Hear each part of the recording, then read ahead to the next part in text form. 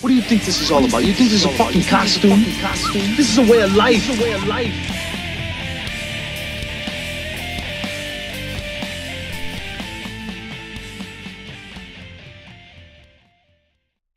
Hey, Ballbusters.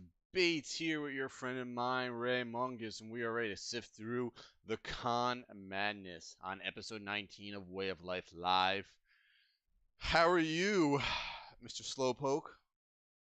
What did you say? I was defeated sounding? So probably that.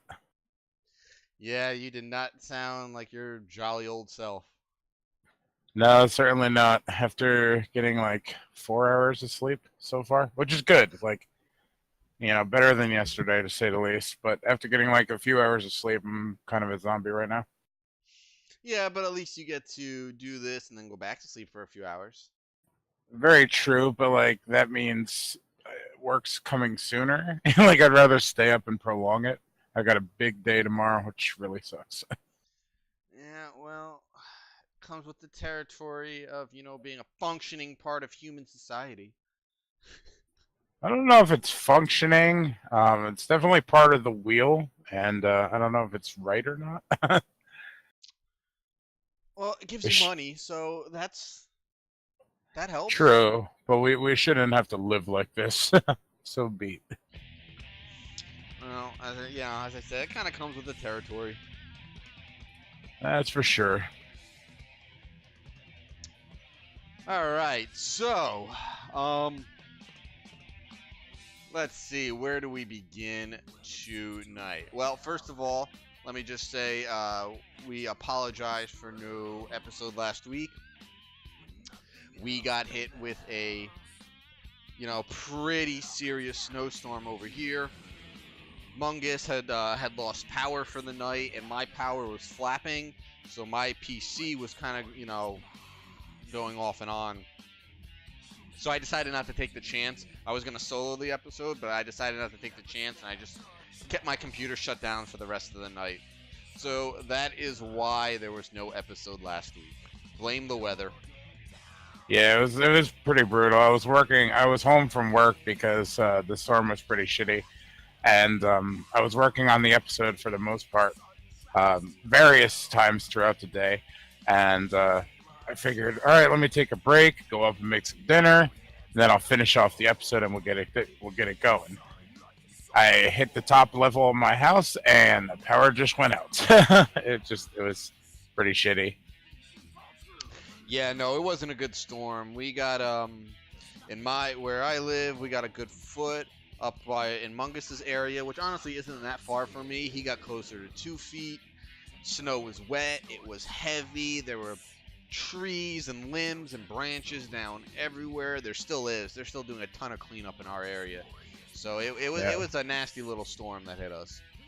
Yeah, and there was power lines down on my street. Like they were like crossing the road, and people were still like driving down it. Like I saw a story on the news that somebody drove over power lines and their car caught on fire. Nice. But I'm like, yeah, like and I don't think they survived. I'm pretty sure they didn't survive, but Darwinism. Hey, I was about to say that. Thinning out the herd. But yeah, like I'm sitting there watching people like they just shoveled out a path, so they could drive in 2 feet of snow while we were shoveling our driveway, and the power lines fell, and they're still driving under them. Like earlier that morning, the next morning rather, when they came down to plow my street, they made it as far as the power lines, turned around, and was like, "Fuck that!" Like. Some people are smart, some people aren't. Yeah, thinning out the herd, so I'm all for it. If you see a power line, you think it's a good idea to go play with it, you got the okay in my book. Hey, give it a shot. So just a reminder for everybody, episode 2 of the Metal Beer Horror Podcast has been released and is currently available to listen to right here on the Way of Life Network YouTube channel. If you're on the go, we also added a download link in the video's description, so you can check it out there as well. We do have episode 3 done. It could possibly be released this Friday. I don't want to say it's 100%. We might keep it in the bag a week longer, since we're not sure when we're going to be able to start recording the next couple episodes. So we don't want to, leave ourselves without anything to put out in terms of MBH. So it could be out this week. It could be out next week. So no guarantees. Yeah, slight delay. I mean, we were going to record a couple podcasts at the convention we went to this past weekend. But just, you're going to hear all about the convention in a few minutes. But it was so hectic that, by midnight, 1 o'clock in the morning, we were all turning in, which is pretty much unheard of for our group. Our group is usually late night partiers. We watch horror movies all night. We barely even watched horror movies this weekend. I think we watched, 2 movies? Yeah, like 2 or 3. And it's completely unlike us. This convention, as you're going to hear, is it was a weird one. It was something that wasn't very, very similar to our past experiences. Well, we're you know what? Might as well just go ahead and jump into it. This week's episode is going to be primarily Monster-Mania Con 39 recap. We were there all weekend. We're going to go over what went down, what happened. For anybody following us on Twitter, especially me, and anyone who follows my YouTube channel, you would have seen all kinds of live updates, live streams, and just all kinds of not good shit in terms of this shit show of a convention. And it only got worse and worse as the weekend went on. And might I preface this with the fact that we're not new to this convention whatsoever. There's a lot of people complaining about Monster-Mania 39 that it was their first convention or their first in the last few years, and a lot of those noobs generally have the complaints that we just kind of brush off. Me personally, I've been attending since Monster-Mania Convention 2. This is Monster-Mania 39, so I've been down the block a few times, and Bates is no newbie himself, Yeah, I came on a couple cons later with you guys, and I haven't really looked back since. I'm also proud to say that I was one of the only ones in our group that went to the only Monster-Mania that was held in Hartford, Connecticut. Still regret not going to that. It sounded so wonderful.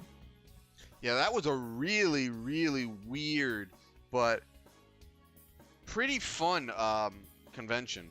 But, maybe another time I'll talk about what I remember from that con. Right now we're concentrating on Monster-Mania Con 39 and what exactly went wrong. Now, for anybody who's listened to this podcast before, any of the past 18 episodes, we no doubt gush about this convention constantly, enthusiastically. Leading up to this convention was basically one of those things that it just couldn't get better, and then each week we would find out news that it was getting better, and my God, the anticipation leading up to it is through the roof. No, unlike any convention we've been to before regarding Monster-Mania. Yeah, with every coming week, a new big name guest was being added, and it was just like, wow, how can this convention get any more fucking ridiculous at this point, any better? And boom, boom, boom, name after name after name after guest after guest was announced. In costume photo ops, more photo ops than I've ever seen at a Monster-Mania. More big name guests, more in costume guests. It just never ended.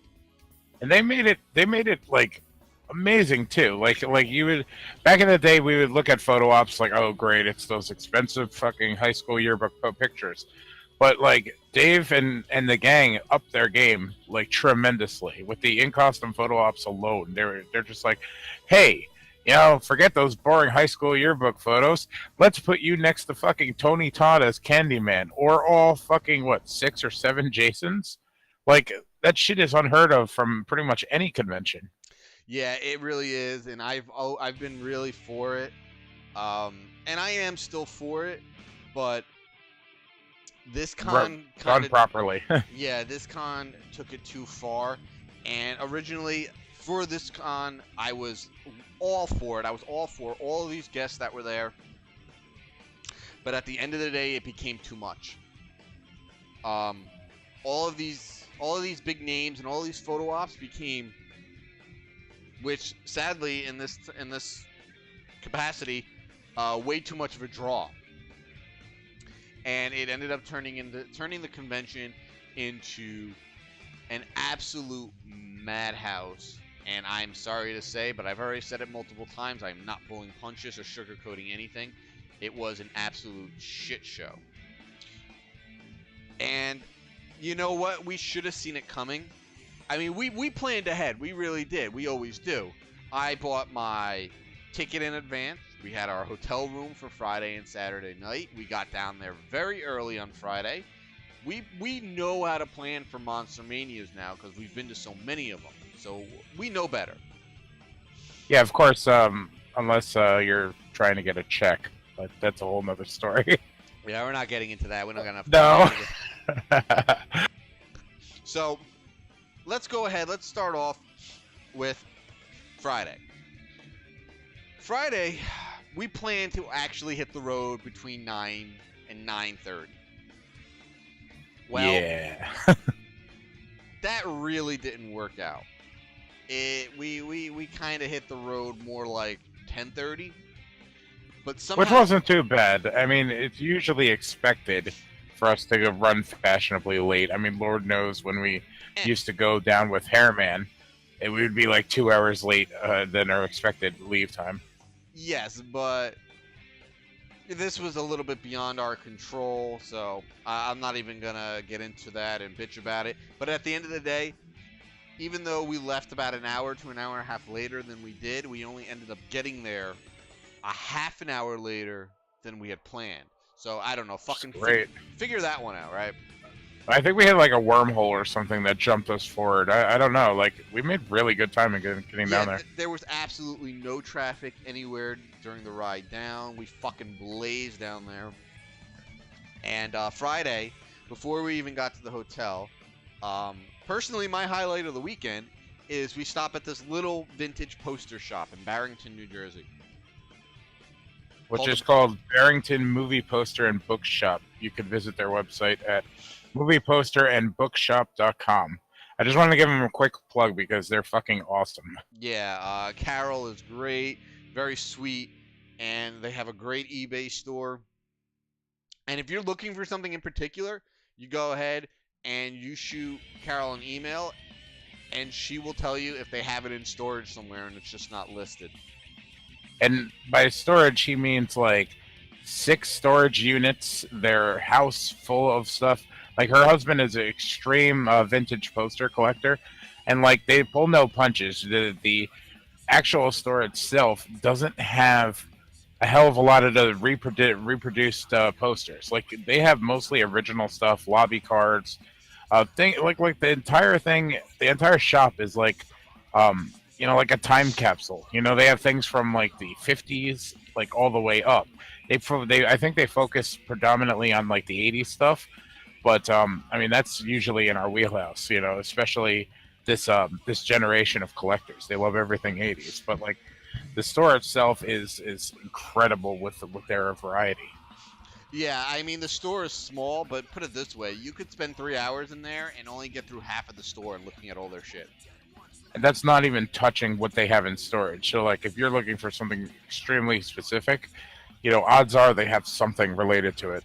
Which reminds me, I need to actually email Carol and see if she has anything from American Graffiti, because Dreyfus is going to be at Chiller Theater, and if he does, I'm going to go actually meet him at Chiller and get an American... Let me know. It's been like 10 years since I've been to Chiller, so yeah. I may consider going. Yeah. I always say that, but... I know. But well, you know what it is? Before we get more into Monster-Mania, Chiller Theater and East Coast Comic-Con in East Rutherford are on the same weekend. Ooh, interesting. I know. I might try to plan to do both. That'd be interesting. I'd certainly consider it, and I think after Monster-Mania 39, it'd be a little bit of a palate cleanser. Maybe maybe it'll make us appreciate Monster-Mania a little more, because I remember how Chiller Theater used to be run. So, who knows? Yeah, it's you know, I was looking at the guest list. They got an interesting guest list this year. Um, Hey, I gotta take a look at it. yeah, they always have interesting guest lists though. But I like to go for the vendors. I'm a big supporter of vendors, and that's my thing. So we got to the poster shop, which again for me it was the highlight of my weekend.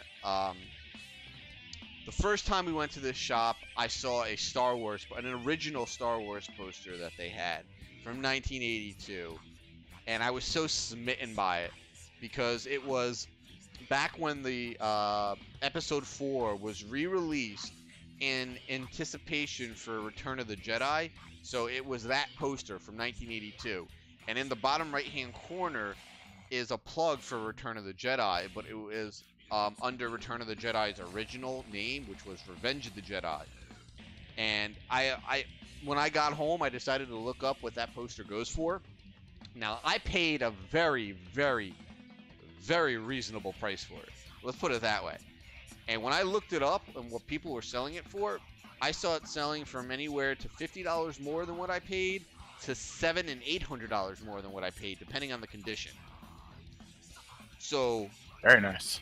yeah, I gotta say I was very happy with that purchase, and I can't wait to get it fucking framed.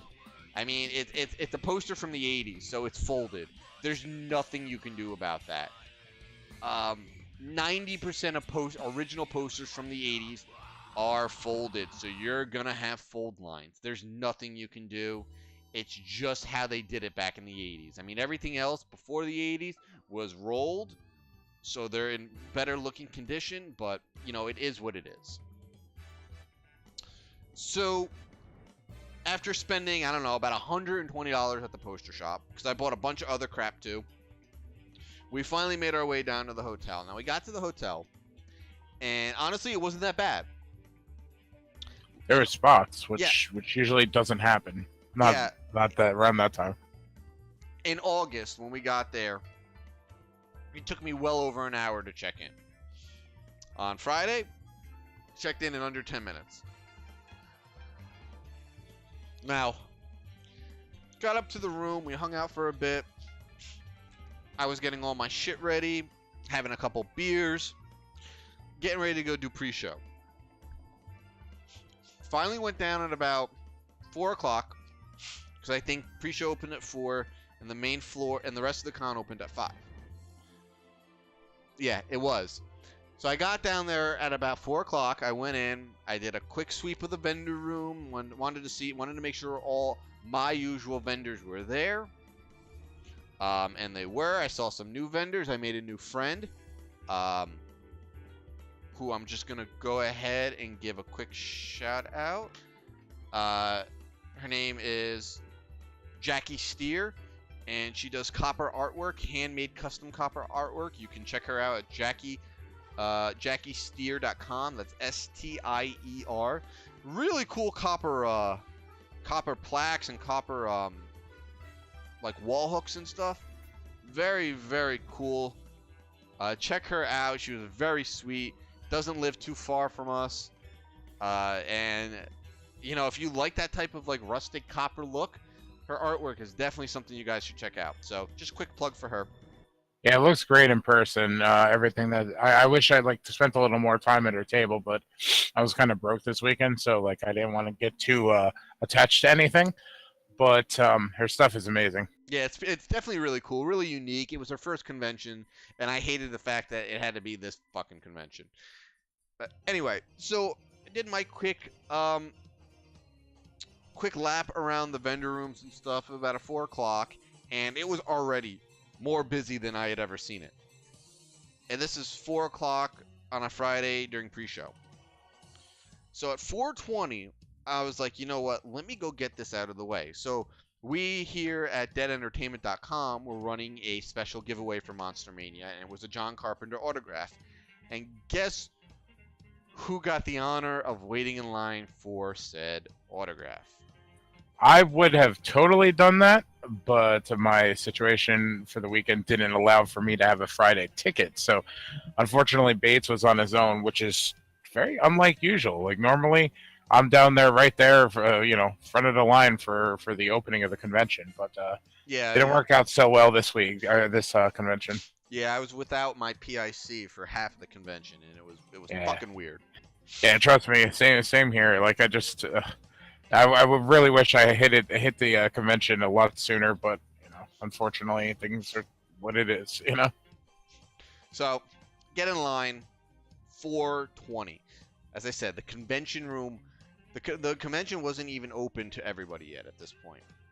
Well, there was already a massive line to get into the autograph room. So we get in, and they shuffle everyone waiting for John Carpenter off to one side, and we're fucking waiting and waiting and waiting. Ended up meeting some cool guys in line, which always happens at these conventions. And finally, we get ushered into the autograph room, and the wait is just absolutely ridiculous. It got so fucking crazy in the autograph room at 5 o'clock on a Friday that normally these lines for the guests are very, very defined, and you know who you're in line for. Well, that wasn't the case on Friday, and fucking especially Saturday. You had to pray you were in the right line, or that somebody, one of the staff members, knew where you were supposed to be. And to backtrack really quick, for those unfamiliar with this convention, for the years previously, Friday is normally the very laid back and casual thing. You get down to the convention, you check in, have a few beers, and you just kind of like wander the convention floor. You float around because it's not a lot of craziness. It's usually the day to get all of your things done. If you want to get a big name guest, you just sit there and you go straight for the line. Generally, it's pretty reasonable. This was more like a Saturday at this convention than I've ever seen it. Like I've been going for a long, long time, and the lines just from hearing the horror stories and seeing Bates's YouTube live videos, I've never seen a Friday this crazy. Yeah, it was really bad. So, we're in line. We're already in line for John Carpenter an hour and a half, and it was just getting really. It ended up starting to get very hot in the autograph room. I had a guy behind me in full costume. He was starting to fucking really, really start sweating, and I felt so bad for him. So I'm calling for reinforcements, because by this time LR and Tom had gotten down, and I'm telling LR, dude, come down, bring me a beer, and bring me an ice cold water for this dude behind me. The dude behind me was ready to fucking pass out. So, he finally came down, brought me my beer, brought me the water for the guy behind me. He was super thankful. He was a real cool guy, very, very, very, very nice. He was thanking me the rest of the time we were in line. I could tell that he needed that water. He was dying in that costume in that room. That's what I love about these line buddies. Like you become a little family. For the small amount of time that you're, or large amount of time that you're chilling out in line, and like you can watch each other's back. It's a really interesting vibe. Yeah. So the way that they had the particular autograph room set up this time was not very good. So if right in front of me was John Carpenter, the one corner of the room was, and I'm looking at John Carpenter's table, right to the left of him, which would have been the corner, is where Sean Astin was. Now, Sean Astin was a big name, a big draw. But he did not have his banner up on Friday. So he was pushed into the corner right next to John Carpenter, and John Carpenter had this massive line, and everybody knew where he was. So nobody knew where Sean Astin was. So Sean Astin only had this little crowd around his table. Never had a line. Then, to the right of John Carpenter was Randy Quaid's table. Well, good old Randy Quaid. Well, For anybody not familiar with Randy Quaid's situation, he's not been in the country in the United States for a couple years now. He fled to Canada because he had warrants out for his arrest, for tax evasion and a few other things. So he went to Canada, which I believe he has citizenship in. I'm not 100% sure. Yeah, I'm not sure. But that's where he's been for years. That's why you don't hear about him. That's why he doesn't work anymore. He's borderline schizophrenic. Have you seen any of his videos of him ranting about Hollywood and the government and stuff? Like, he's very paranoid, and he thinks the whole country is out to get him and stuff. And I don't know. He just doesn't seem well as of late. Well, so somehow he got added to Monster-Mania. I don't know how Dave got him and why Dave thought it was a good idea to get him. Knowing his situation, I mean, it's not fucking... It's not, you know, secret knowledge. Most people know this. So, it was, I don't know, about 6 o'clock on Friday at this point. And there was a line at his table. But there was nobody nobody manning his table. There was no handler, obviously no Randy Quaid. And then that's when I overheard one of the staff members saying that Randy Quaid was stuck in New York. So, you know, a quick search, and a few minutes later, I find a video from Randy Quaid posted on, I don't know if it was his Twitter or his Instagram. And it was a video of him pleading to either his lawyer or his agent or someone to get back to him ASAP, because he needed these warrants pulled so he could go to the convention and make some money. And at that point, it was later announced that Randy Quaid was not going to be there Friday, obviously, and that he was going to be there Saturday. Well, the way I read it, though, was that he was not going to be able to make it on Saturday at this point. Yeah, it seemed very sketch. And to go back to the video real quick, Quaid seems like he's starting to get his shit together by the sound of that video. He seemed very, like normal sounding, which was unlike his demeanor in previous videos. Yes, definitely. So, as I said, he was stuck in New York, and from what I could tell, and from what I know about situations like this, he was probably stuck at either JFK Airport or LaGuardia Airport. Because if he left the airport, he would have been arrested. There's no doubt in my mind that if he left the airport, he would have been arrested. So, I'm surprised that sorry to cut you off, but I'm surprised he made it that far. Like, he got to that point, and before they like stopped him. I don't know where he came in from, but for him to land in New York and then red flags to go off, it's crazy. but he probably never went through customs, and very true. There are very, very weird lines and laws when it comes to that kind of stuff. It's like, before you go through the customs, you're not technically in the United States. Like, you're in the United States, but you're not in the United States. You're not under U.S. law yet at that point. You're under more of an international law. It's kind of like being in international waters almost. So they couldn't really grab him or snag him for anything at that point. True. So, just to finish this Randy Quaid story before I get back into the John Carpenter story, Saturday eventually came, and surprise, surprise, just like I thought and everybody else thought, he was not coming Saturday. He sent out another video apologizing to everybody, and he ended up also doing a couple of personal videos to fans. And what he would do is he would sign the video, on his phone and then send it to his fans. So, you could tell he was really, really upset he couldn't make it. He wanted to be there. But it was just beyond him at that point, and because of the warrants out for him and, all that other shit, he couldn't make it. And you could tell that he was upset.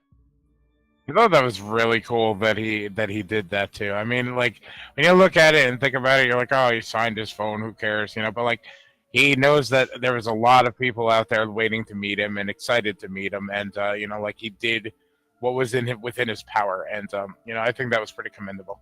Yeah, definitely. I love the fact that he did what he did there, despite all the bullshit he was going through. He was probably miserable. Yeah, absolutely. So back to John Carpenter. So as I said, I was in line from 4:20, and I finally get up to his table at around, I don't know, 7 o'clock, a little after 7. Finally meet him, finally get his autograph, and I grab it, and I go, and I head back up to the room at that point, fighting through the crowds, which at this point are fucking ridiculous. For a Friday, you couldn't move again. It looked like walking through a concert trying to get to the front. It was that packed. Yeah, I mean, you couldn't even move through the lobby. There were actually lines in the lobby just to shuffle through it. So I get back up to the room. I grabbed my hockey mask at one point a little while later after I sat down and rested, and because I wanted to go get it signed by Ted White. I go back down, and Ted White wasn't there, so I'm like, all right, you know what? He didn't have a big line. I can go and grab that tomorrow, which I did. Getting his autograph was no big deal. Only took a few minutes. He was so nice. And you know, the guy's in his early 90s. The dude was amazing. Just unreal.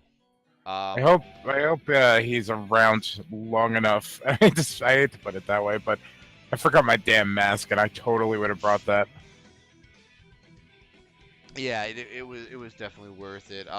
Thinking about it, I probably should have brought my Part 4 Night Owl mask for him to sign too. Yeah, that would have been good. All right, let's pray for Ted White. We need one more autograph. So you know, I went back down. Every vendor room and autograph room were still packed at this point, and so I decided that was enough for me. Maybe I would come back down a little bit later and hang out in the lobby and get some fan footage, because that was a big plan of mine. So I go back up in the room. I have another beer or two. Eventually, about 11:30 hits, and I'm just completely spent. I'm wiped out. There was nothing left in my tank at that point after 3 hours of waiting in line for John Carpenter.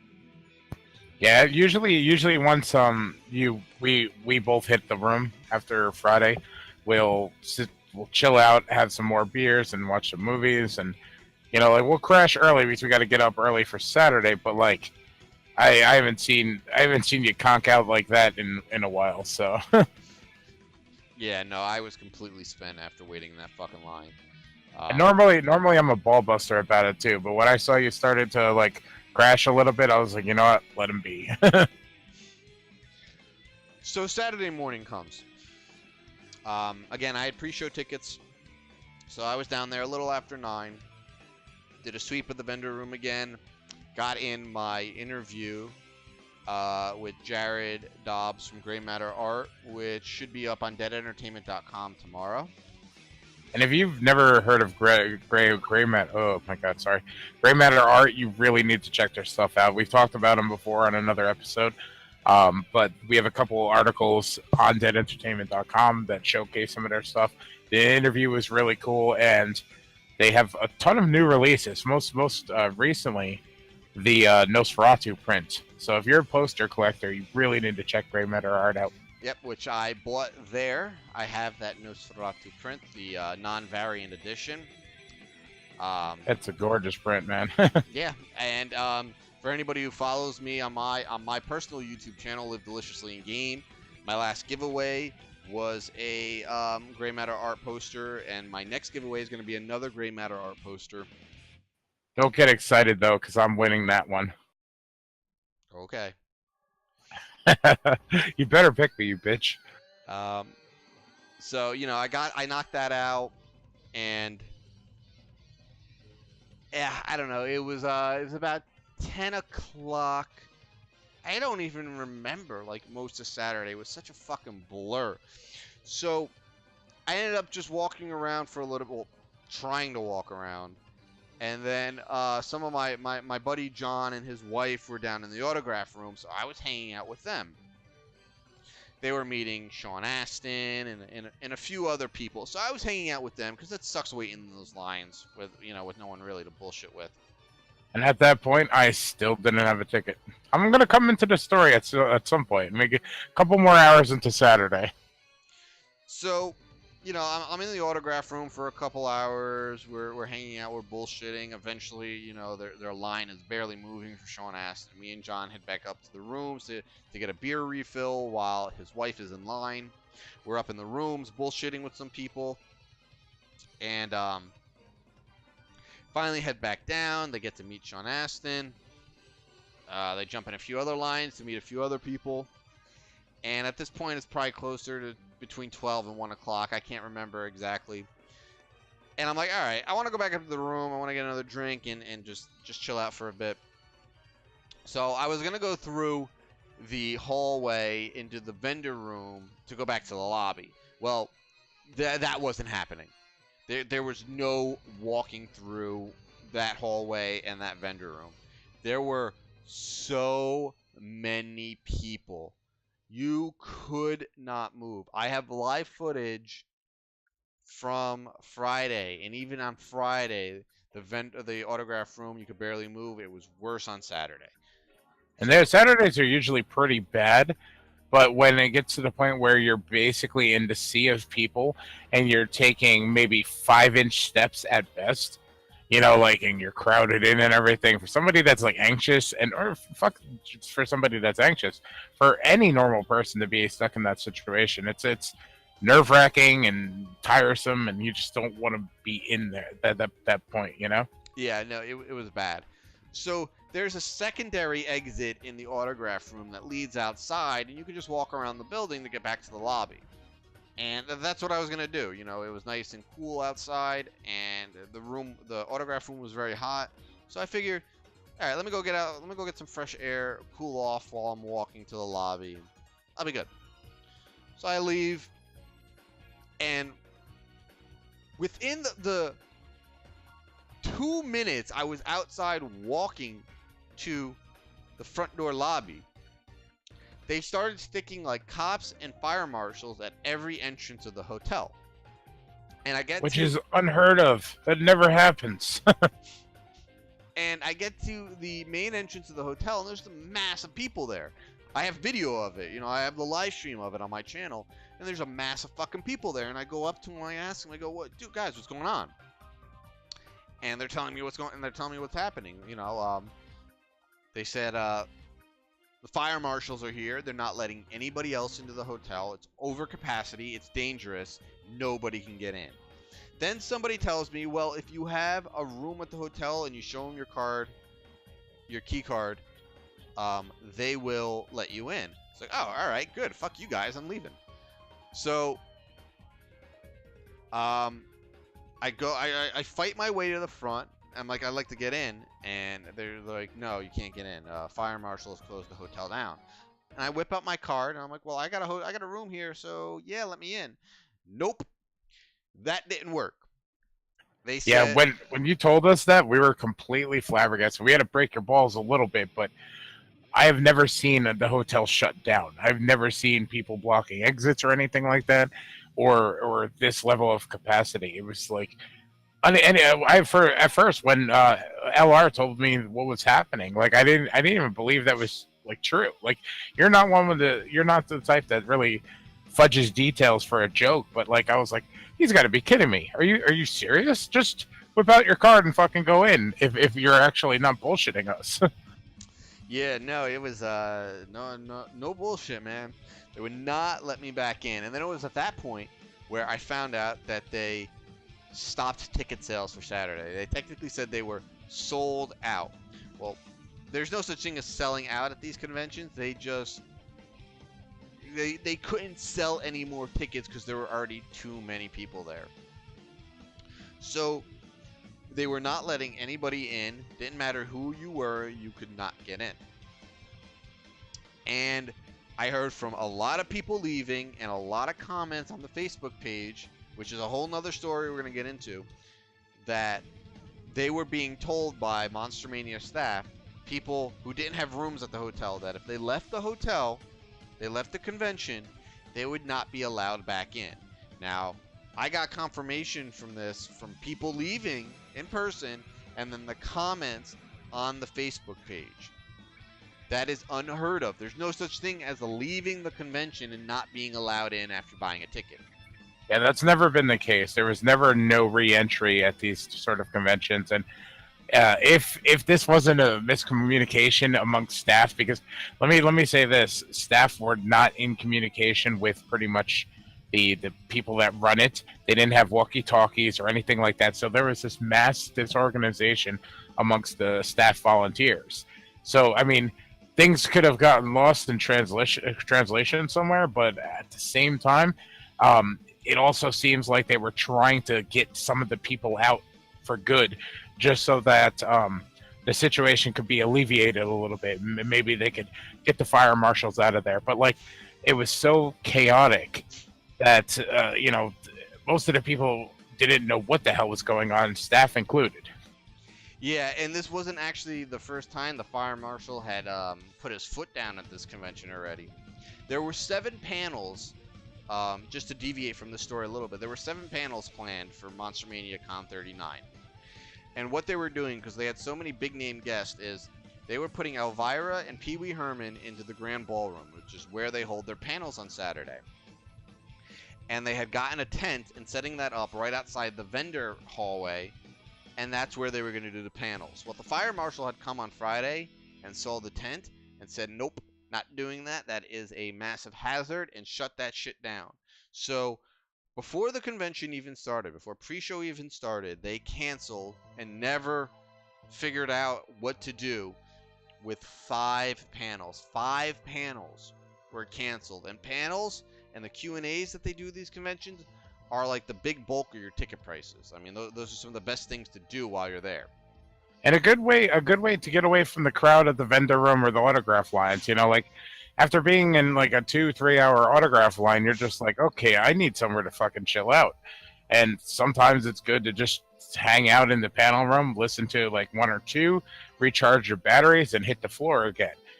There was none of that. And on top of that, the panels also serve as a way to get some of those people out of those areas. Like when the last convention, when I was at the Devil's Rejects panel, I was like, okay, I've heard all this. Let me go get up back on Sid Haig's line. And Sid Haig's line was completely diminished. So like I was able to get back in line, move nicely through the crowd. Without the panels, there was just a mass flux of people just taking up space in both of those areas, vendor room and autograph room. Yeah, it was a real sour note on Saturday. Not only left us with 2 panels, like on top of it, like the 2 main panels of the day, and it was such a drag because we were going to film majority of the panels for our Dead Entertainment YouTube channel. So, way we saw it was, all right, so there's no panels on Saturday. All right. We wanted to do 1 or 2 podcasts on Friday. I wanted to record on Friday. We decided, well, there's no panels on Saturday. Let's just do it Saturday afternoon. I was like, all right, fine, that makes sense. So, obviously, Saturday afternoon, I was stuck outside. Now, late on Sunday, after the convention ended, Dave had made a post acknowledging what had happened early Saturday afternoon about the hotel being shut down and nobody being allowed in. Well, that's all well and good, but I hate to say it, though, he lied. He claimed that they were only denying people entry for under an hour, which is, I'm sorry, it's bullshit. I was stuck outside for a little under 2 hours. They would not let me in. at a, it had to be about between an hour and 30 to an hour and 45 minutes. I finally went back and showed them my room key, and they let me in because I was staying at the hotel. Anybody else, they still were not letting in. So I don't know where he got this under an hour crap, because that's not true. The truth is, it was close to 2 hours before people who had rooms at the hotel were allowed back in. Now, during this whole fiasco, there was also a massive line of people for photo ops, for the It Kids photo ops outside. I have footage. I haven't posted it yet, but I have footage I took of these people waiting in line. Some of them had been waiting an hour outside, 2 hours. Some people said 2.5 hours they've been waiting outside for these kids who at some point on Saturday had gone to lunch and just took like this ridiculously long lunch. So I didn't have a photo op for them. I didn't have any photo ops, so I can't really attest to any of that. I can only go by what I recorded from the angry fans online. But I also heard that a lot of people who bought photo ops did not get them. And when they complained and asked Dave on the Facebook page what they should do, they had a paid photo op that they never got because of one reason or another. All Dave said is contact the photo company. Which makes sense because they're a third party. I think majority of the sales go straight to them. So even when I had questions prior to the show, it was like, the company knows better than me. Contact them. And so it was one of those situations. But the photo op situation in general, was backed up like you wouldn't believe. I was hearing rumors about not even rumors, but testimonials, I guess, from people waiting in line for their scheduled time. And normally the photo op times are, you're in and out right at the time. They don't want you lining up early. If you have an 8:30 photo op, you get there a little bit before and you get through it. But I was hearing from people saying that they were waiting 2-3 hours past their scheduled photo op time. That's how badly they oversold it. Yeah, it was bad. So I ended up in the parking lot for almost 2 hours, and thank fucking Black Phillip that I had my car keys in my pocket, which I normally don't, because when we get to the convention on Friday afternoon, I usually take the keys out of my pocket because we don't leave. I do not fucking give up my parking spot because you typically don't get it back. But I happen to have my car keys in my pocket, and it was cold Saturday. It was not comfortable. It was cold. So I go to my car, and I'm at least sitting in my car so I could stay warm. And every time I see somebody walking towards the hotel, or that happens to find a parking space and they're getting out of the car, I'm popping out of my car and I'm telling them what's going on. I'm like, listen, do you have a ticket to get into the convention? They'd be like, no. I'd be like, well, I'm sorry. I hate to be the bearer of bad news, but you're fucked.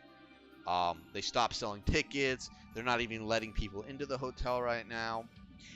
And I pretty much pissed off probably about 20 to 30 people. A lot of them who drove at least 1 to 2 hours to come to the convention. And that's never been an issue before. Normally, you could just kind of roll up to the convention and just be there. You could just walk right up, get your ticket, and you're good to go. Myself included. Like this past weekend, I had a little bit of a situation on Friday, so I figured I'd get my ticket on Saturday. I'm basically hanging out in the room with a couple of my other friends. Had breakfast, just hanging out, watching terrible horror movies. I think I was watching The Agony of Satan, some weird satanic movie. It was so bad, but that was my Saturday morning. So finally, we're about ready to get down there, and we're bored of the movie. We're like, all right, let's get going. And then we start hearing all this stuff from Bates. I'm stuck out in the hotel, stuck out from the hotel. I can't get in. I'm in my car, and I'm all this shit. And we're basically cross-referencing, seeing what he's saying, looking at the Facebook content or the Facebook posts. And that's a good thing about like these conventions. You could follow everything that's going on minute to minute live. You just look up the hashtag or watch the comments and stuff. So we're in the hotel room seeing all this crazy shit going down, and before you know it, we read the official Monster-Mania post that tickets were sold out for Saturday. No more tickets would be sold, and there I was in hotel room down the hallway from my hotel room, and boom, I couldn't get a pass. I could not even get into the convention because of the sellout, which I've never seen in all these years of like going to this convention. Yeah, it was unheard of. A lot of people who traveled far ended up getting screwed on Saturday because they couldn't get a ticket, which, as Mungus said, it's never been an issue before. So, yeah, I've never bought a pre-show ticket before. I've never bought, or I think I bought it like once, and I just almost always get down there and get my ticket whenever, whether I wake up Saturday morning or Saturday afternoon. You know, I could get my ticket whenever without issue. So, you know, I'm warning all these people going up to the hotel. I'm like, listen, guys, if you don't have a ticket, you're gonna be screwed.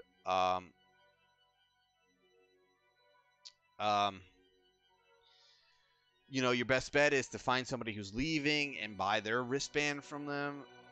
That, you know, that's what I'm telling them to do, because a lot of these people, as I said, there was one person I was talking to. She had like her 16-month-old baby with her, and she drove an hour and a half to the convention. And I'm like, I feel so bad. But even, I'm telling you, even if you stayed, you were never going to be able to push a stroller around that crowd. It was just way too packed. So, finally, I get back into the hotel. And from what I was watching, for every like 10 to 20 people that were leaving the hotel, they were letting in 2 people with wristbands who weren't staying at the hotel. They let me in at around the 2-hour mark because I was staying at the hotel. But everybody else, they were still being very generous, you know, very picky with. I get back up to the room at that point. I'm fuming. I'm so mad. In fact, I still need to call the hotel and complain about that shit, because that's absolutely ridiculous. I'm fuming. I'm down in beers. I'm so mad, so angry. You know, I lost a good portion of my Saturday being stuck outside because the convention runners weren't smart enough to cut ticket sales off earlier or set caps for how many tickets they should be allowed to sell on a certain day. Or even be in control of the situation to begin with. Like, it seems like staff was completely caught off guard by this situation. No, like head staff were like on top of it. It seemed like you would think that they'd be like just basically covering all grounds, and it just seemed like they weren't even present. Yeah, no. 90% of the staff didn't know what was going on. A lot of times they were pretty just, I won't say rude. They were getting frustrated because they didn't know what was going on and they were getting overwhelmed. And everybody has questions and complaints and this and that. And these people are all volunteers. They're used to like the convention going well, you know, or at least, you know, being a little bit hectic. But they're not used to like chaos on this level. Yeah, they didn't know how to handle this because they had never dealt with anything like this before, and you know, I get that. But there should have been, you know, a contingency plan in place for something like this. I mean, they had to have seen just from pre-sale tickets alone that this convention was going to be absolutely ridiculous. But they didn't plan ahead, and then it came up and it bit them in the ass big time. And this is a you know, a convention that has done 39 shows, and they almost all have gone off without a hitch, without incident.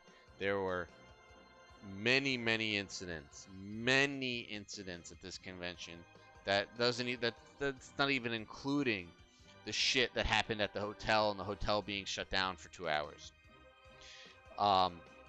what I'm referring to is there was a fan who brought a prop machete.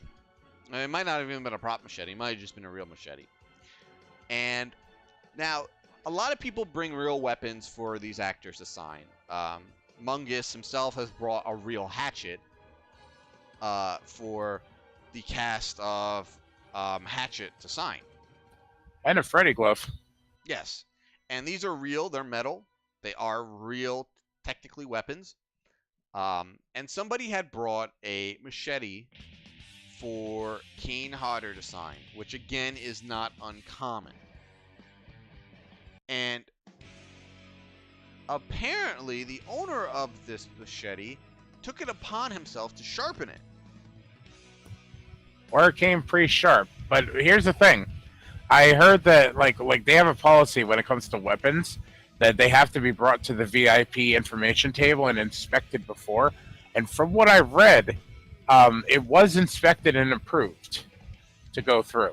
Really? I didn't read that. Yeah, I read that, and that shows a failure to really assess the situation. Like, I mean, you pick up a machete that is relatively sharp, you're gonna notice that. And this is just going by what I read. It could be false, but it's supposedly the person brought it to the VIP area and they inspected it and gave them the okay.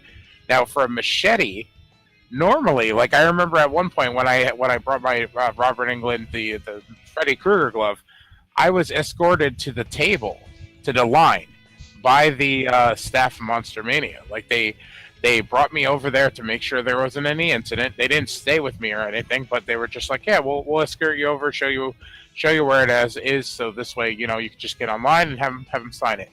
And in other cases, I just kind of showed it and this and that, and was on my way. But for something like a machete, you would think that they would do exactly that. Bring him to the line, maybe hang out with him for a few minutes till he gets closer to the person, and that's it. But in this particular case, they were just like, yeah, go for it. In that mass of people, mind you.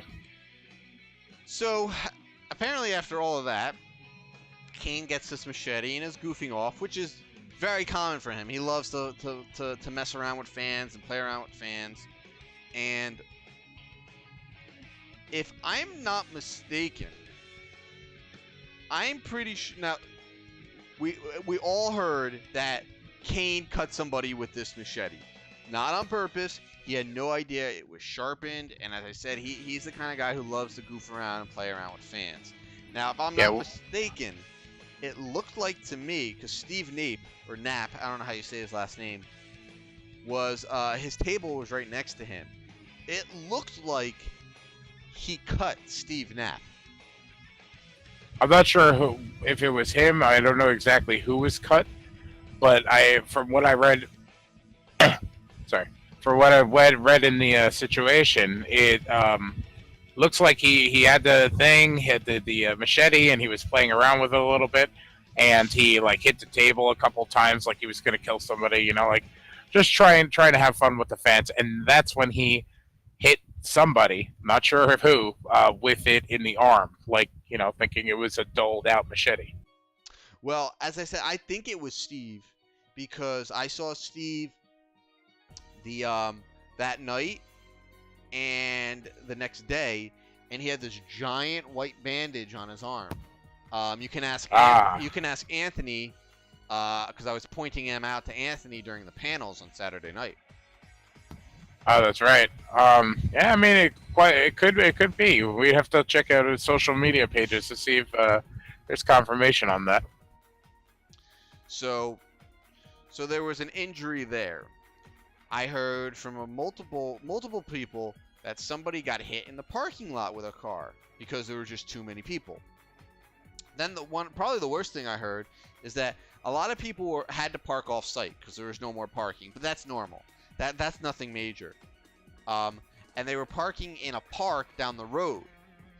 And apparently, fans were leaving the convention so angry and agitated that they were breaking windows of cars in this parking lot at this park somewhere down the road. Which is utterly uncalled for. I don't care how pissed off you are, or how butthurt you are that you didn't get in the convention or the autograph you wanted. Like, fucking behave yourself, you know? Like, that's completely fucking, like, so you shouldn't be doing something like that at all. Yeah, I mean, it's the first I've ever heard of anything like that happening. Like, you want to take out some aggression, go punch a punching bag. You know what I mean? Go hit the gym or something. Get a day pass. Like, don't sit there and take shit out on your other people's property.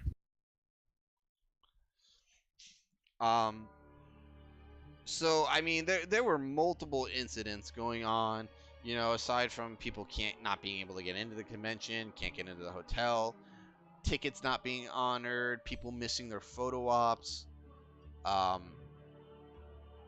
people not knowing what lines they're supposed to be in. That was another big thing. I was reading all kinds of comments on Monster-Mania's Facebook page of people saying they were waiting in one line because they thought that it was for so-and-so, and then an hour later they're being told that they're in the wrong line because nothing was really organized and the staff members didn't know what was what. Again, which is unheard of. I mean, I praise and support this convention so much because of its organization. I mean, you could always find out and figure out what was going on from somebody without fail. Which is a big reason why I started really going to Monster-Mania and leaving Chiller Theater. Because Chiller Theater became this unkempt mess of intersecting lines at the guest rooms. But this was the worst I ever saw. On Saturday in the autograph room, you didn't know where one line began and one line ended, and neither did the staff members.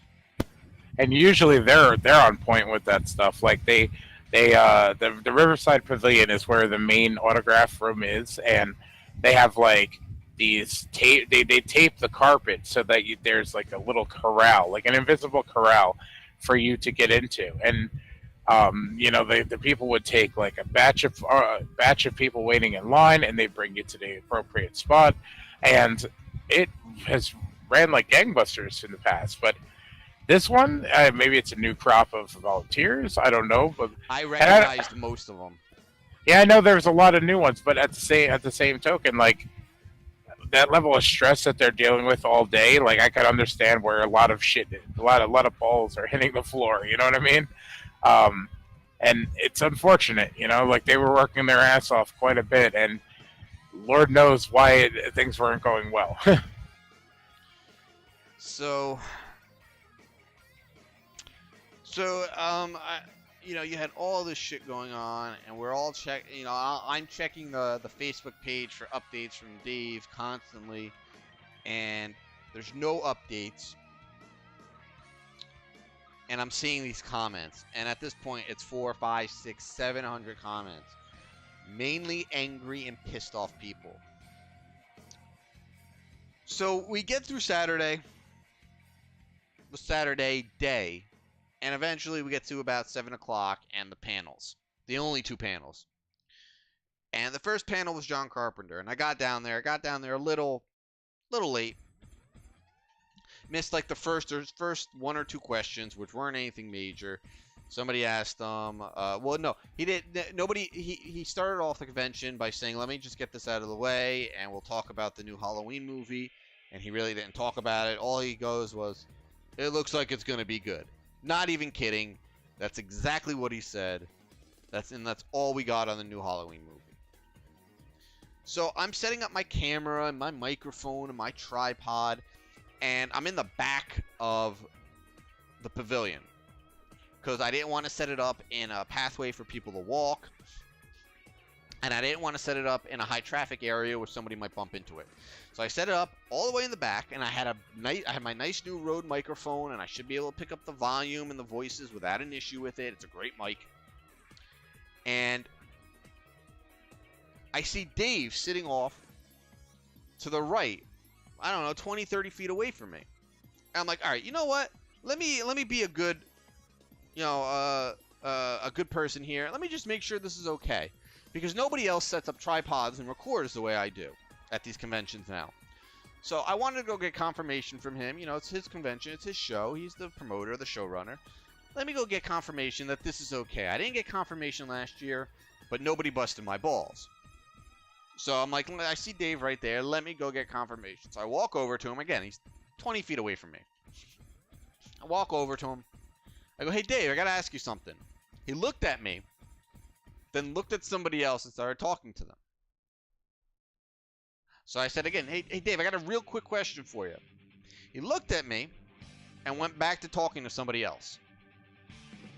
At that point, I said, fine, fuck you, and I went back to my camera and I set everything up. Now, obviously, nobody busted my balls about it, but the fact that he could not even acknowledge me for 10 seconds to answer a very simple question was incredibly insulting to a longtime fan. Yeah, it was really weird, too, and it's very uncharacteristic of him, like having talked to him in the past and, you know, always stopping by the purchase table and saying hello and maybe, you know, chatting for a few minutes. Yeah, I've never seen him act quite like that. It was really bizarre.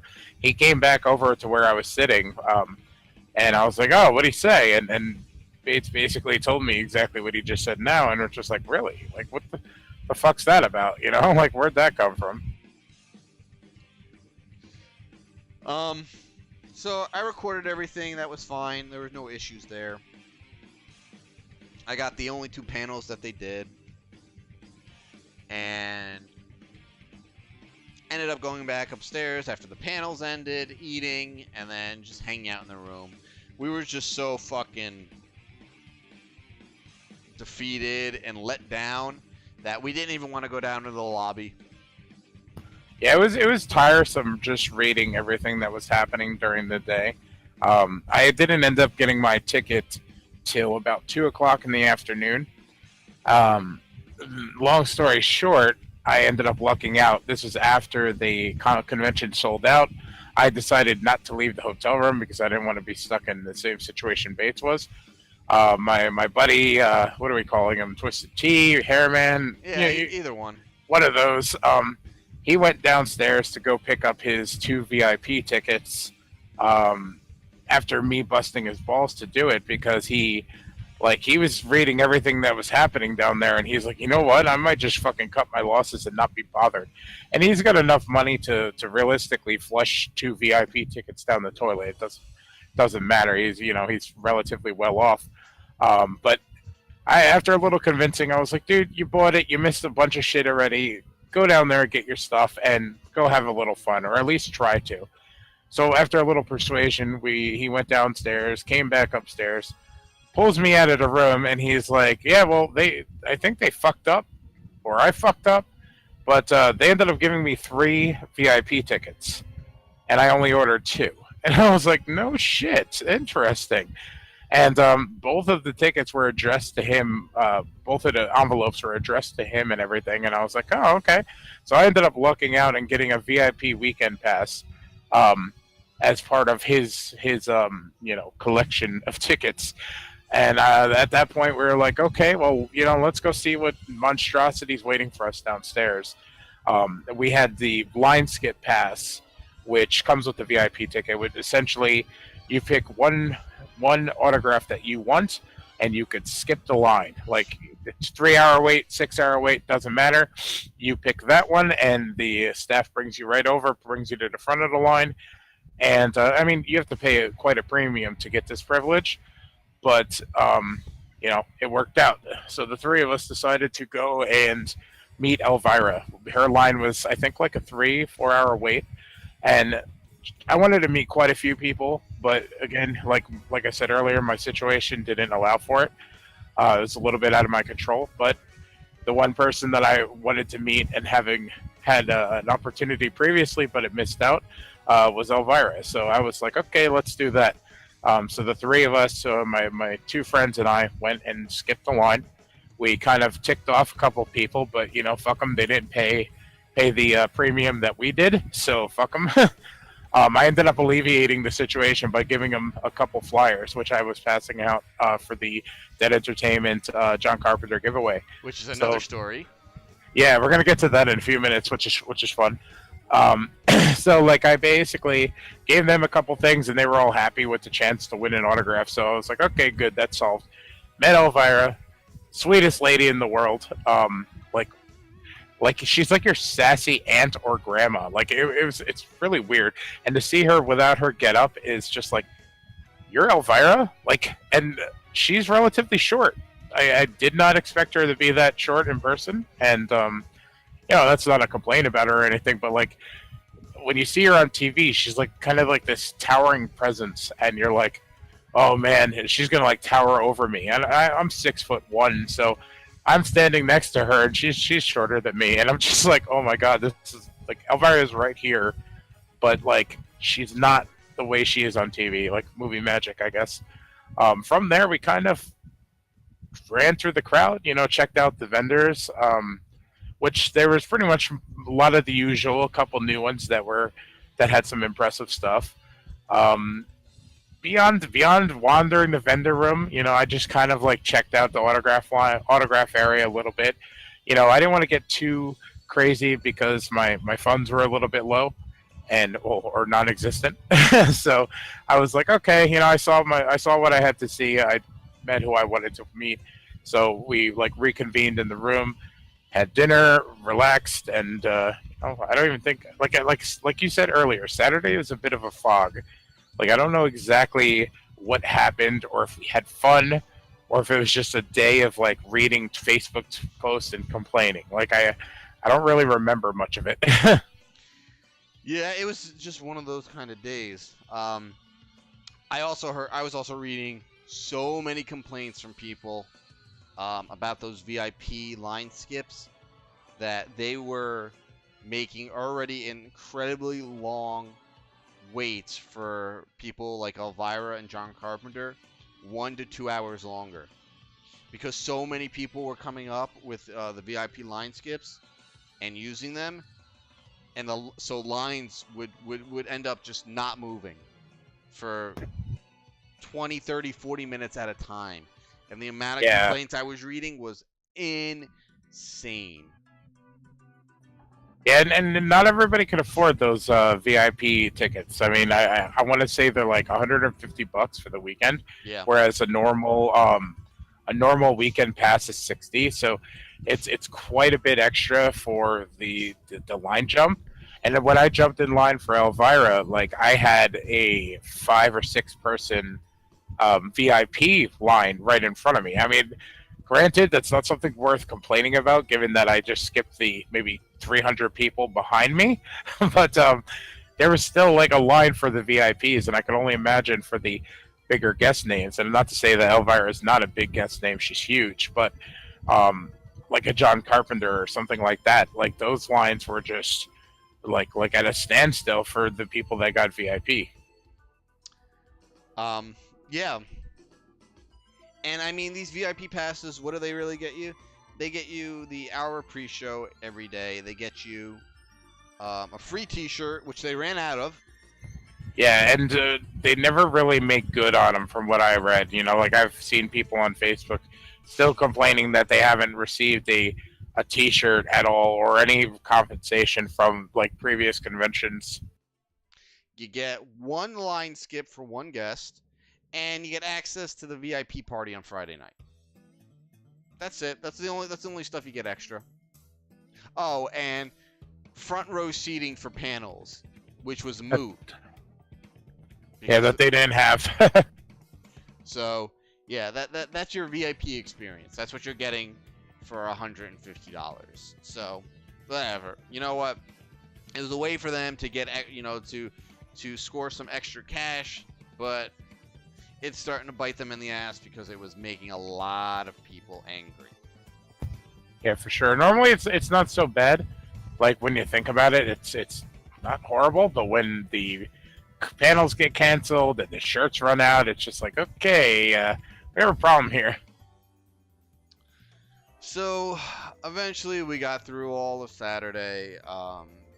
Saturday took its toll on everybody because Mungus and LR and Tom, they were all passing out by midnight, 12:30, and they were all pretty much out for the count on Saturday night. While I'm laying in my bed, drinking a beer and watching 47 meters. Now, normally, Mungus is the last one to fall asleep. He was the first one out. Oh yeah, I mean this job's been kicking my ass, and the time frames and like I normally go to bed at 7 o'clock in the afternoon, whereas before I'd go at 7 o'clock in the morning. So the change up has been a little difficult to adjust to, especially on a weekend away. So that's how our Saturday night ended. I mean, normally our Saturday night is 1 to 2 o'clock in the morning, sometimes later, of us watching movies, bullshitting, and drinking.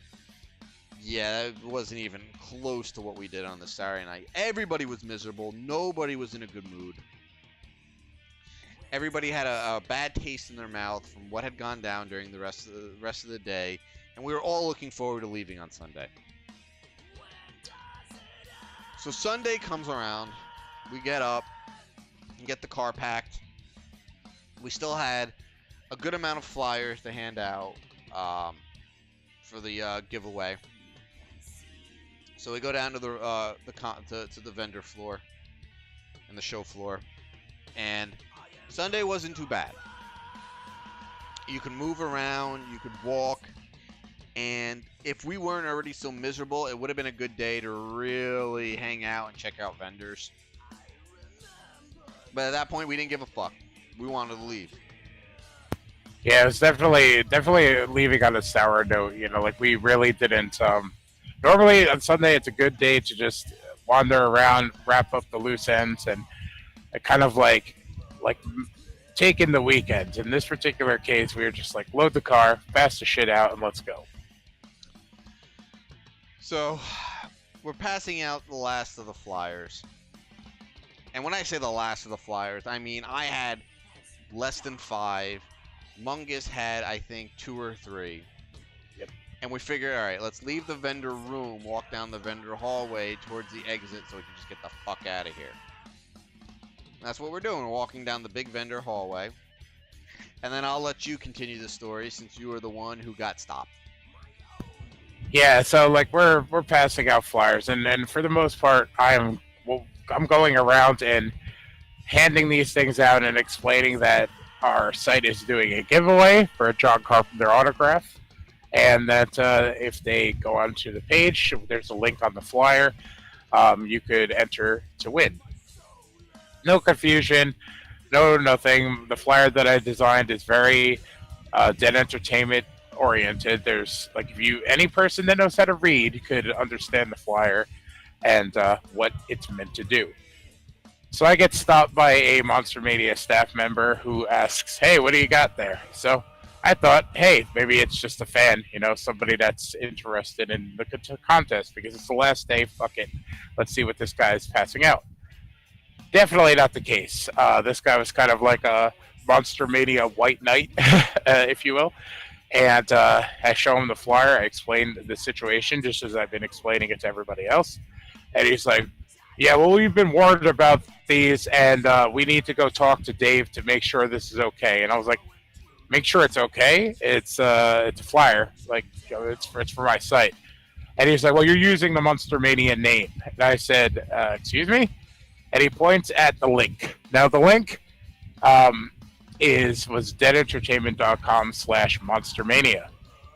Now, for one, Dave does not own the trademark or copyright for Monster-Mania. He owns the trademark for Monster-Mania Space Con or Convention. So there's no discrepancy there. So I was like, you know what? Instead of arguing, I'm just going to take the walk with the guy and see what the deal is, because I want to keep or form a relatively positive relationship with this convention, because we're Dead Entertainment's a horror publication. Monster-Mania is a local-based horror convention, and I'm a huge fan. I've been going since the second one, and I want to continue to make content for my site, at the place that I love being.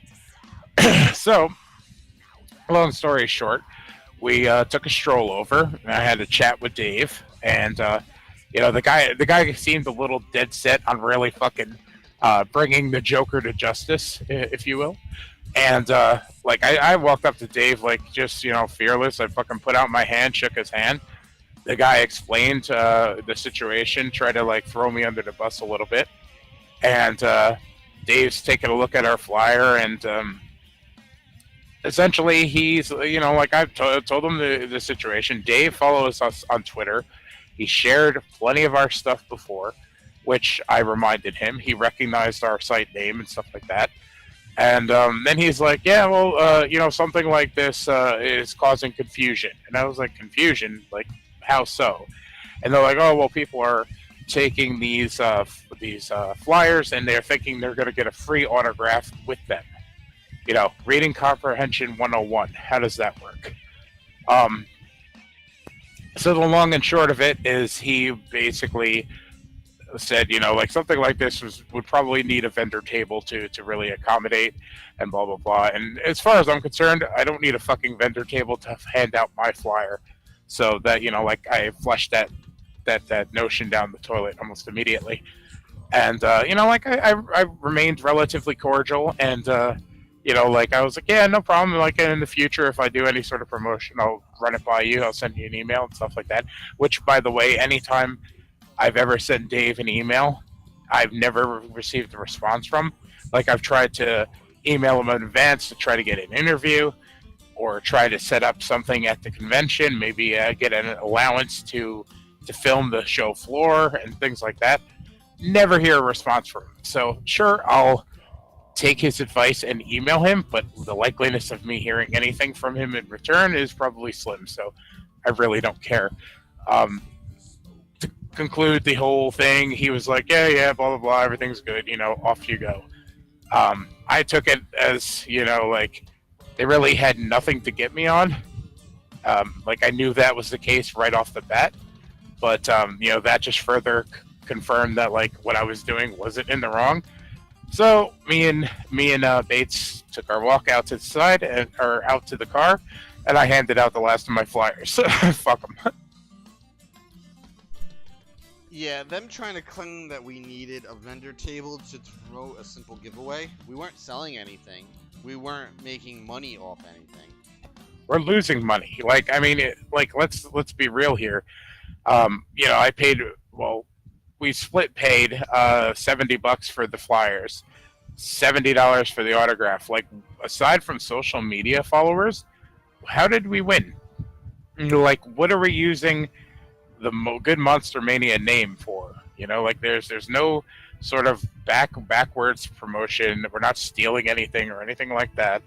We're simply showing the people that go to this convention, which are basically people like us, people that we talk to in lines and talk to in the hallways and elevators and have fun with, like, hey, you guys are horror fans too. Come check out our fucking website, and in that process, and for you to actually make that sort of effort, we're going to give you a chance to win a John Carpenter autograph that took 3 hours to get and $70 down the hole. Like, I mean, I hate to put it that way, but it's like, like we're trying to do some good for the convention. And I realize that Monster-Mania doesn't need us, to like toss their name on their site and shit like that.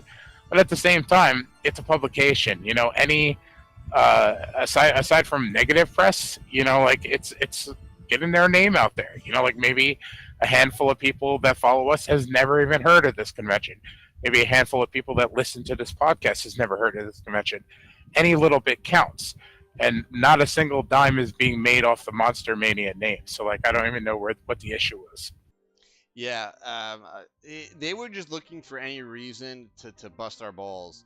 Saying we needed a vendor table to hand away flyers. It's silly. They were really reaching and failing at that point. I mean, if we were selling something, I would have completely understood. I mean, we wouldn't even have thought about doing what we did if we were trying to sell something. We weren't selling anything. We were giving something away, and there's nothing wrong with what we were doing. Plenty of people hand out flyers at conventions promoting their shit, promoting another. you'll see flyers at Monster-Mania promoting other conventions. Oh yeah, for sure.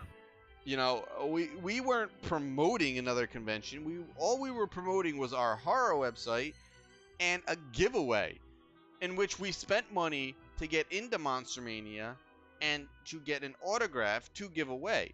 So the fact that they had a problem with that was very insulting.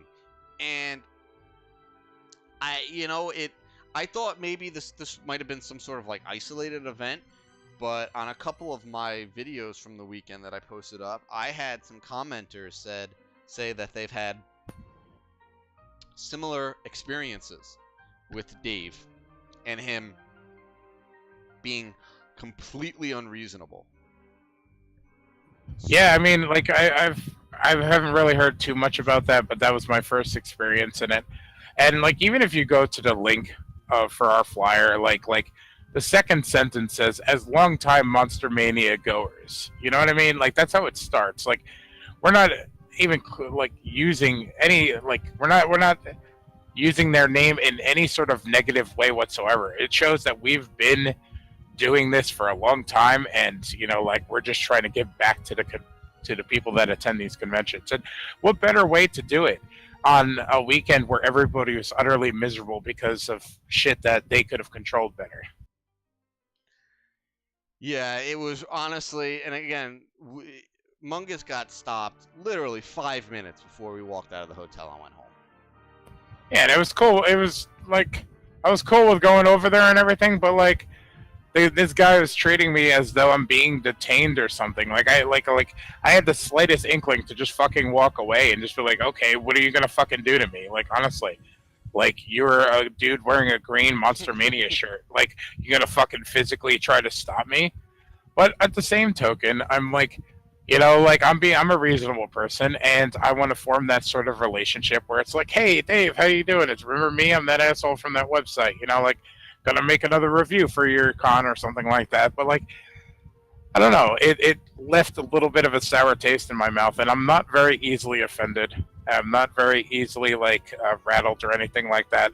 Like, I don't know. It was a weird situation for something that I felt we were giving a little bit back to. Like, it was bizarre.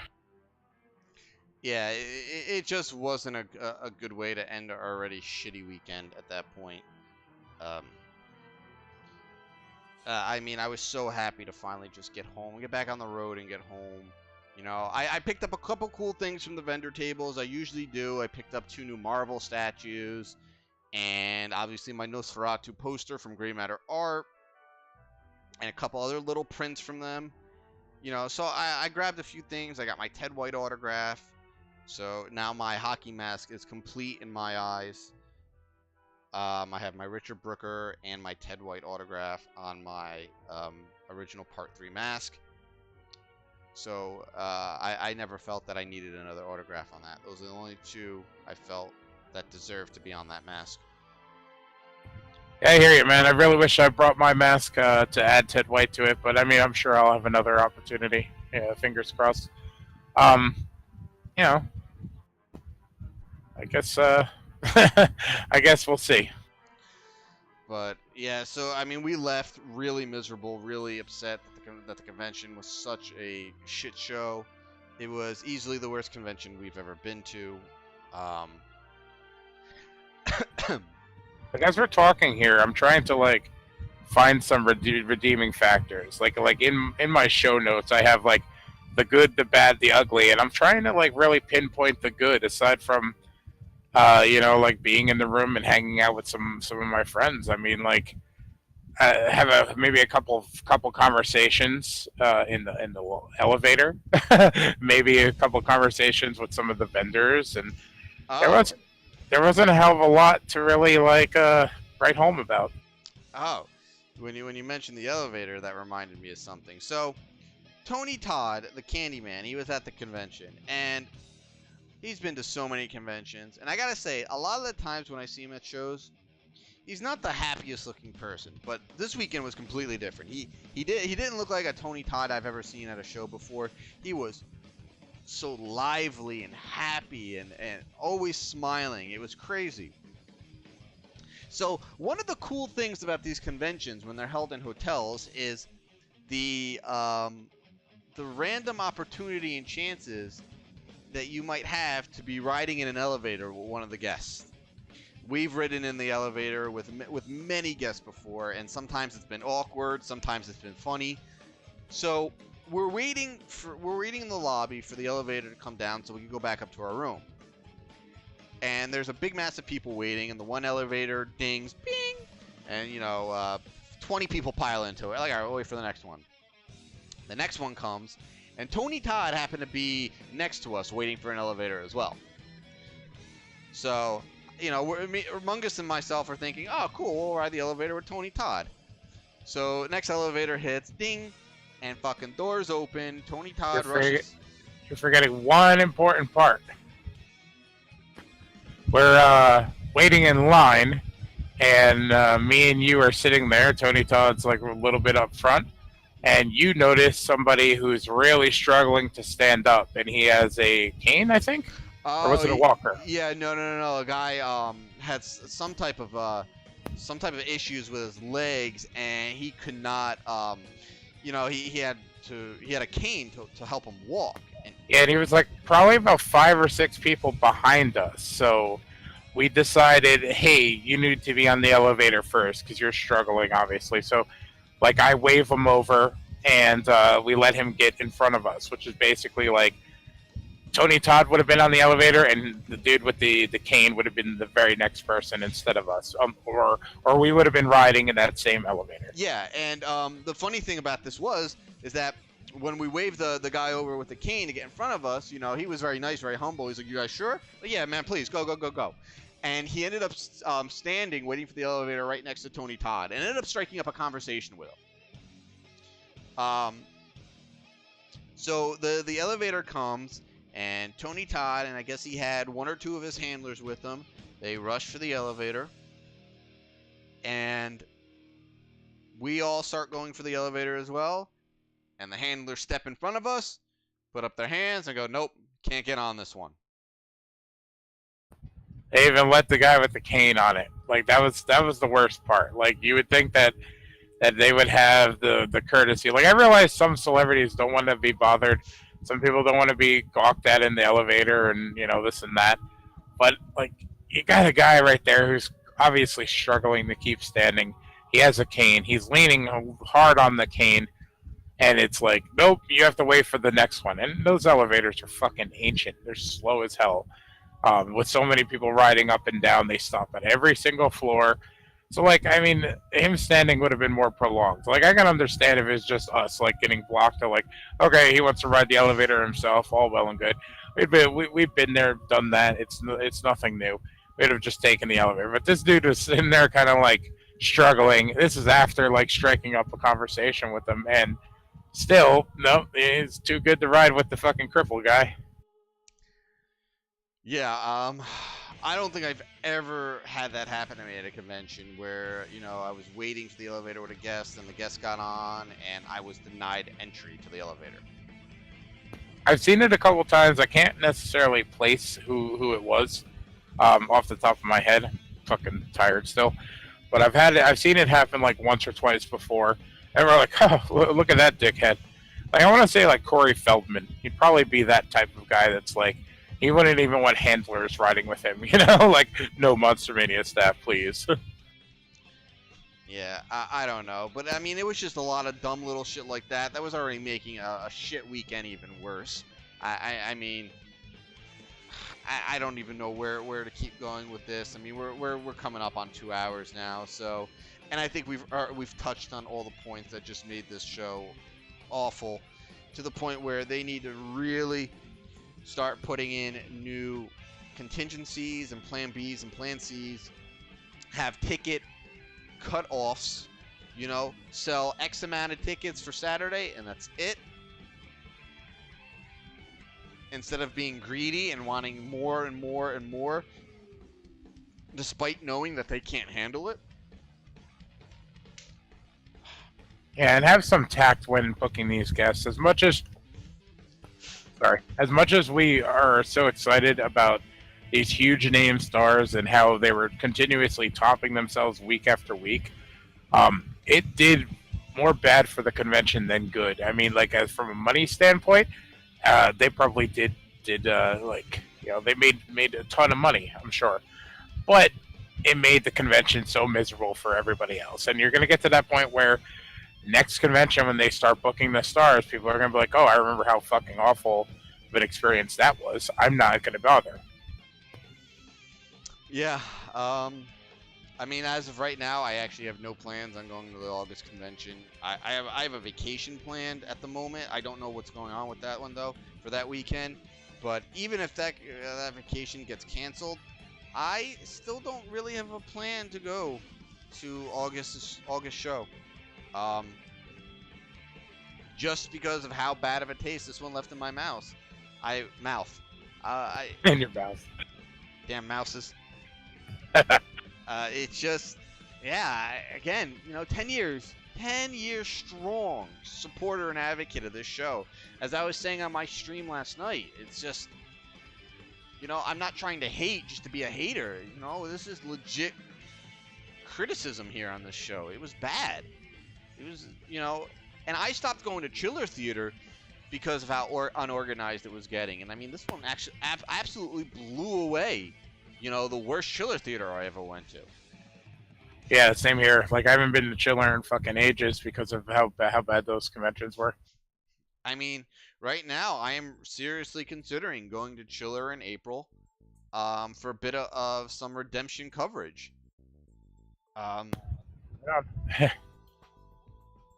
Yeah, I don't know yet, but I am considering it. I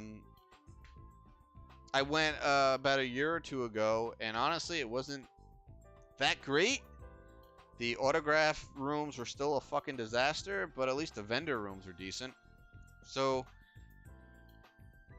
at least I could probably get coverage of that.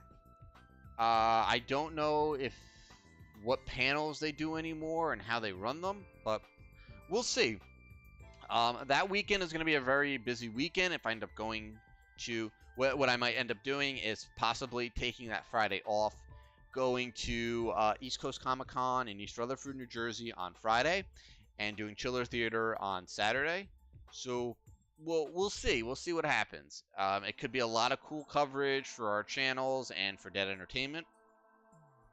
But right now it's up in the air. I got to figure out what's going on with my house and my move-in schedule, because that's going to be right in the fucking middle of the time when I'm supposed to be moving back to my house. So we'll see exactly what happens and what goes down. But I will keep everybody updated on what I will be doing come that weekend. I don't even know exactly what weekend it is. It's the third weekend. April 27th to the 29th for Chiller. The fourth weekend. It's the same thing for East Rutherford. Yeah. Mm-hmm. So, all right. So it's the end of April. So by that point, I should be all moved into the house. But we'll see what happens. Yeah, stay tuned. So that's gonna wrap it up for us tonight. I mean, we've been on the topic of Monster-Mania for the last hour and a half now, give or take. So I think we've hit on everything and kind of explained from people who were there all weekend exactly what happened, kind of correct some of these truths that sadly, the showrunner is omitting, and, just letting you guys know exactly what went down, exactly what happened. It was not a good show, poorly run, poorly organized, and it was... Hopefully they learn. Obviously, after 39 shows, having one bad show is a pretty good record. But when your show was that bad, it's rough. It's a black mark on your reputation at that point. Yeah, they're definitely going to have to go back to basics and look at the show from pretty much every angle. And, they're going to have to put in contingency, like you said before. They're going to have to come up with different ideas to try to control the situation. And, stop thinking with the wallets and think more smartly, because sure, you may make a shit ton of money this convention, but a lot of those people are not going to be returning. And if anything shows with Bates and I, we've been going for 10 years at least, and we've every time in Monster-Mania or convention season starts, well, we start talking about it from the minute the first guest gets announced to the day before the show. And then maybe that excitement's not going to be as present in us, as longtime con goers. Maybe it's not going to be present at all for the people who just started going to Monster-Mania or have only went for a couple years.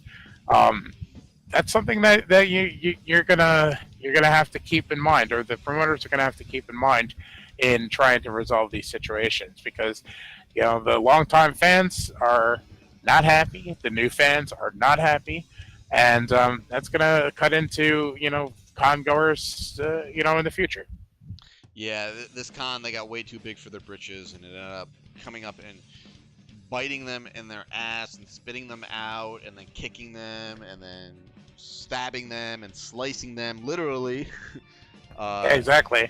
And I want to say one thing, like, Dave's not the type of person that sits there behind the desk and villainously counts his dollars. He is at every panel usually. He's a fan himself. And the reason this convention kind of pulled away from him was probably because he was amazed that he could get this guest and that guest. And, he was dead set on building one of the best conventions the East Coast has ever seen as far as guests and everything. And like Bates just said, it bit him in the ass. And every time you've seen him throughout the weekend, he had this look of defeat. Like, he was utterly miserable that it was one problem after another. So, I feel from him, because, you get to that point where you think you're going to put on the greatest show of all time for the fans. And the fans are turning against him because of the way, things are being ran, or the problems that are being put forth, and domino affecting into other issues and all sorts of shit. So, the convention just pulled away from him. It got way out of control, and you could see the disappointment on his face throughout the weekends. And it really showed that not only a promoter was stressed out, but also a fan. Yeah, pretty much hit all the nails on the head on that one. And right now, after this show, as I said, I am not planning on going to the August convention. And I have another convention I can go to next month that is 20 minutes from my house rather than an hour and a half. So, I can give you guys coverage from a show in my own backyard rather than going all the way down to South Jersey. And at this point, sounds a lot better to me. So, it is what it is. We'll see what happens in the coming months. Right now, I'm not happy. Mungus isn't happy. Most fans are not happy. Let's see how they handle this. Right now, their damage control has been beyond poor. They have been deleting a lot of their posts that had thousands of comments from angry fans. And, in essence, just to try to hide the fact that the show went off so bad, and it's poor damage control. Yeah, and in the day of social media and stuff, that shit doesn't fly.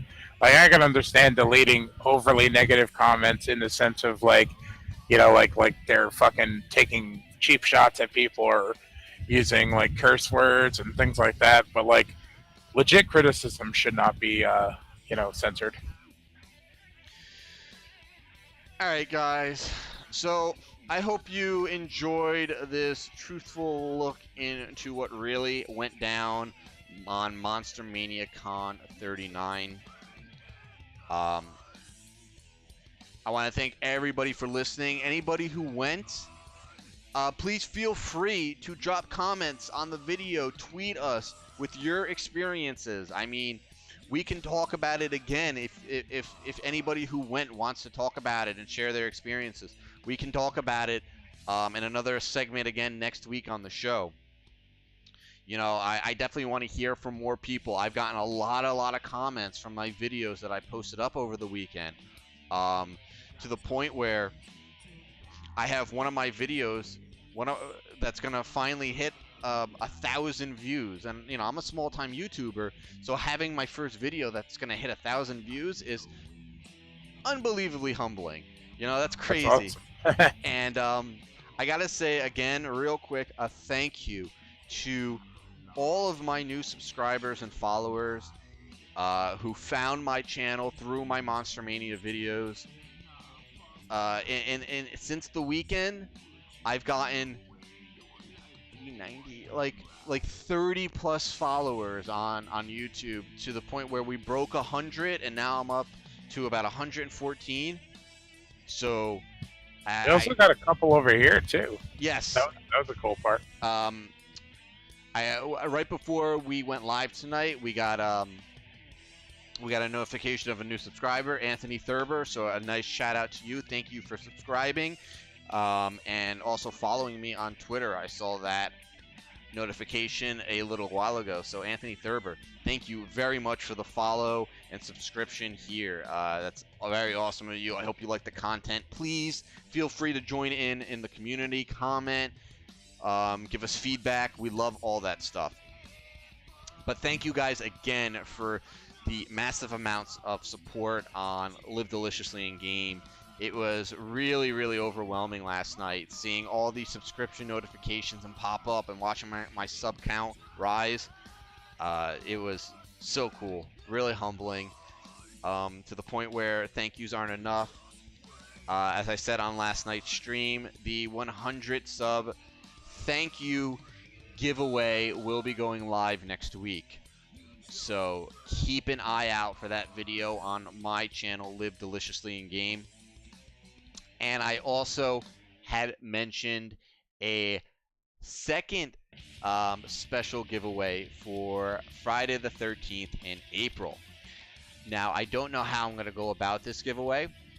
It's not just going to be a random drawing. It's going to be something more unique, and it's not going to be another trivia contest like the last Friday the 13th stream. I'm thinking of something more personal, but I have not decided on it yet. But more on that on my own channel. So, quick shout outs. Not a lot this week because I just, you know, so just fried from the weekend. But definitely want to give a shout out to Gray Matter Art, to Jared and Mike. The interview I did with them should be up tomorrow. You can see that on deadentertainment.com. Those guys were great. Always very nice, very supportive, very humble. Fantastic guys that put out amazing art. So a big, big thank you and a big shout out to Jared and Mike over at Gray Matter Art. And as always, our friends over at Fright Rags, who have been putting out new releases. Their latest Pinhead collection, their Evil Dead collection from a week or two ago. All those are live. You guys can check them out at frightrags.com.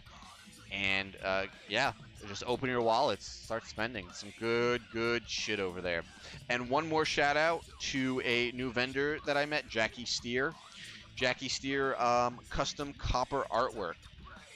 She does some really cool shit, plaques and coat hangers and wall hangers. So check out her stuff over at JackieSteer.com.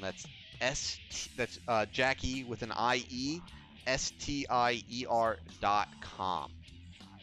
What do you got, man? I only got one. Normally I don't have any, but like I thought of it just now. We were supposed to do an interview with Joel Robinson. You might not know the name, but you definitely know his art. Being that we were unable to get the live interview at the convention, I'm going to set something up so maybe we could do it over FaceTime or something like that. But his art has been featured on many of the Scream Factory Blu-ray releases and Synapse films, DVDs, Blu-rays, whatever you want to say. He's done the Return of the Living Dead Special Edition, Bubba Hotep, Basket Case, Black Christmas, Nightbreed. Like, if you own any of these movies, you've definitely seen his art, especially if you bought them recently from Scream Factory and Synapse. his website is currently down, but you could follow him on Facebook, facebook.com/Joel Robinson Art, all one word. He has a store, amazing art, such a cool dude, and you could pretty much buy any of his art in print form or poster form. So like once his website's back up and running, you'll be able to do that, or just message him on Facebook because he's always on the con circuit and he could accommodate, I'm sure. Beyond that, shout out to my bed. I am looking forward to getting back to it. All right. So again, guys, thank you for all your support here on Way of Life Live, support over at deadentertainment.com, and the support on my channel, Live Deliciously in Game. We appreciate it more than you know, and we hope that you guys are enjoying the content we're putting out. If you have any suggestions, any criticisms, just leave it in the comments, man. It's all good. If we suck, tell us we suck. Yeah, seriously, I saw a couple thumbs down on a couple of our other videos. Like, grow some balls, post something in the fucking comments, let us know why we suck or why you're putting thumbs down. We'll fix it. Maybe we'll invite you on the show and fucking have a battle. You know, we'll use you as a punching bag or something. I know where those thumbs down came from. It's those losers who made that movie Buzzard Hollow Beef. That would be pretty funny if it was. They're stalking any videos I'm in and any content I'm putting out and thumbing it all down because I gave them the worst review possible for their shit movie. Oh boy. So thank you guys so much. We can't say thank you enough. I'm trying to think. Next week, I think we're going to be back to basics next week. We have like 3 weeks worth of news to go over and skim through to see if there's anything interesting, but you'll be hearing about it next week for sure. Yeah, I mean, we haven't touched on the date change for Avengers Infinity War. Just yesterday, we got confirmation on the Devil's Reject sequel, 3 from Hell. There's been some great Oscar winners, which is Zane. Tune in next week. We're going to talk about all of that cool shit. Yeah, we didn't talk about the Oscar. We've missed out on some good headlines because of obviously the snowstorm canceling the show last week and us wanting to do the Monster-Mania recap while everything was still fresh in our heads. So next week's show should be a lot of fun. And as we said in the beginning of the show, Metal Gear Horror Episode 3 might be out at the end of this week, but I'm thinking it's probably going to be next week. That would be nice because then I can relax a little bit. Yeah, just to give us a buffer zone. I still need to finish editing Episode 4. That's going to take me a couple days. So we've already fallen behind on that. But we're gonna course correct. So in April, we're going to try to make sure we have all of our ducks in a row and try to get back on the schedule that's very familiar to our release schedule from previous weeks. Yeah, well, I don't know how well that's going to go with my moving situation. We'll work it out. We'll work that out outside of the show. I think next week I'm going to make some announcements for Dead Entertainment's upcoming fun stuff. We're going to have a lot of cool features and articles and stuff like that on the website. We're ironing out the details for the month of April as early as earlier. So we're gonna make sure we have all of our plans ready to go, and I'm gonna hopefully announce some fun stuff next week. All right, sounds good to me. So again, guys, one more time, thank you so much for the recent support on all of our platforms, the websites and the YouTube channels. We should be doing another Dead Entertainment live stream, live commentary very soon. I believe we're working on that. Yes, we just got to pick a date and get it situated, but that's going to happen very soon. So keep an eye out for that. We'll be posting up information once we know exactly what's going on, but that is in the plans. So again, guys, thank you so much. We will see you all next week, and remember. What do you think this is all about? You think this is a fucking costume? This is a way of life.